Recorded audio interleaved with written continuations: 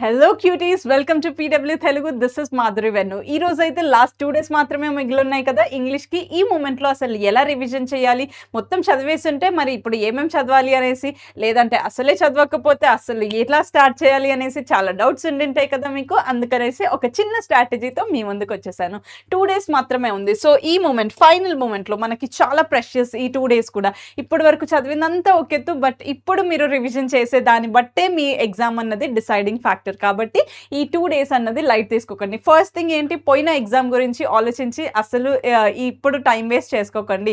తెలుగు హిందీ ఎలా రాసినా ఓకే, బాగా రాస్తే సూపర్ ఫైన్.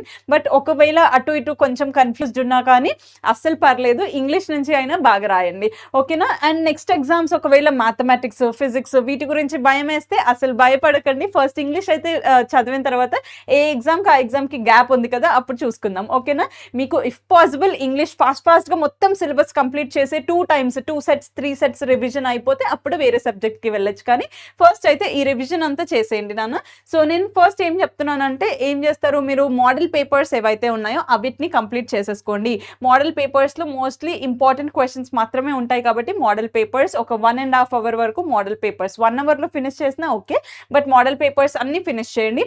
అందులో ఇచ్చిన క్వశ్చన్కి ఎలా ఆన్సర్ చేస్తారు, ఏమేమి పాయింట్స్ ఆన్సర్ చేస్తారు, ఎలా రిప్రజెంట్ చేస్తారు అన్నీ కూడా మైండ్లో అనలైజ్ చేసుకొని మంచిగా ప్లాన్ చేసుకోండి.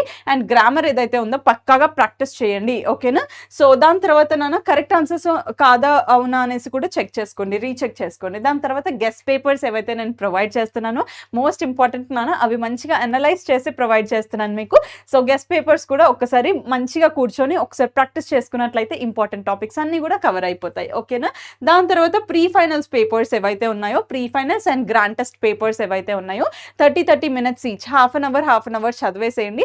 ఎందుకంటే మీకు ఎగ్జామ్ పేపర్లో 20 to 40% అయితే ప్రీ ఫైనల్స్ ఇంకా గ్రాండ్ టెస్ట్ నుంచి డైరెక్ట్గా వచ్చే ఛాన్సెస్ కూడా ఉంటాయి కాబట్టి, సో అవి కూడా మీకు ఆల్రెడీ వచ్చే ఉంటాయి. బట్ రివిజన్ చేయడం చాలా ఇంపార్టెంట్, ఓకేనా.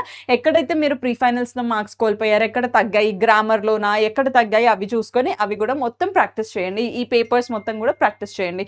దాని తర్వాత స్లిప్ టెస్ట్ ఏదైతే 100 days యాక్షన్ ప్లాన్లో ఉందో లాస్ట్లో స్లిప్ టెస్ట్ ఉంది కదా, అందులో కూడా గ్రామర్, క్రియేటివ్ రైటింగ్ క్వశ్చన్స్ ఉన్నాయి కదా, అవి కూడా ప్రాక్టీస్ చేయండి నాన్న. అండ్ దాని తర్వాత మెయిన్ ఏదైతే ఉందో మీరు పకడ్బందీగా చదవాల్సిన ప్లాన్ ఏంటి నాన్న, ఫస్ట్ ఫుల్ గ్రామర్ కవర్ చేసేసేయండి. గ్రామర్ మీకు మల్టిపుల్ రివిజన్స్ ఉండాలి, అందులో కాన్సెప్ట్ తెలిసి ఉండాలి అండ్ ప్రాక్టీస్ కూడా ఉండాలి. సో మల్టిపుల్ రివిజన్స్ ఉండాలి. సో అటు ఇటు మీరు టైంపాస్ చేసుకుంటూ తినుకుంటూ ఏదైనా చేసుకుంటూ వొకాబ్యులరీ కూడా రివైజ్ చేసుకోండి, ఓకేనా.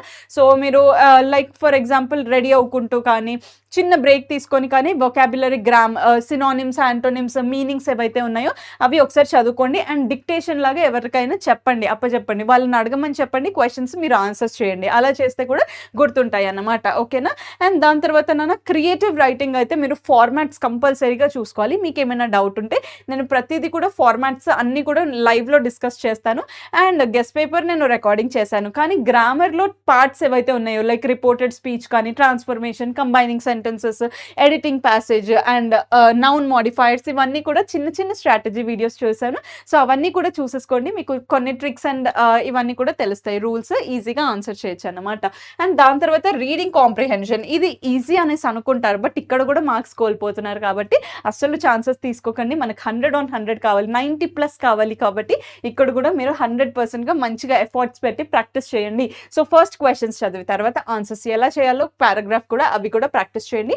ఇందులో కూడా స్టడీ స్కిల్స్ అన్నది ది మోస్ట్ ఇంపార్టెంట్. మన పై చార్ట్స్, బార్ గ్రాఫ్స్ ఇలా వచ్చినప్పుడు మీరు ఎలా అనలైజ్ చేసి రాస్తారో అవి కూడా ప్రాక్టీస్ చేయండి. సో ఇలా మీరు చదివినట్లయితే 5 to 8 hours ఇవి చదువుకొని, సో ఈ విధంగా అయితే మీ ఫైనల్ రివిజన్ చేసేసుకోండి నాన్న. ఫైనల్ ఎగ్జామ్లో మీరు ఫ్లో అన్నది ప్రాపర్గా ఉంటుంది. 100/100 తెచ్చుకోవడానికి, 90+ తెచ్చుకోవడానికి యూజ్ అవుతుంది ఇట్లా మీరు స్ట్రాటజిక్గా రివిజన్ చేస్తే. సో రివిజన్స్ ప్రాపర్గా చేసి ఎగ్జామ్స్ మంచిగా రాయండి. హెల్త్ జాగ్రత్త, టేక్ కేర్, అండ్ ఎగ్జామ్స్ అయితే సూపర్గా రాసేయండి, ఓకేనా. ఆల్ ది బెస్ట్ నాన్న, good luck, take care, bye.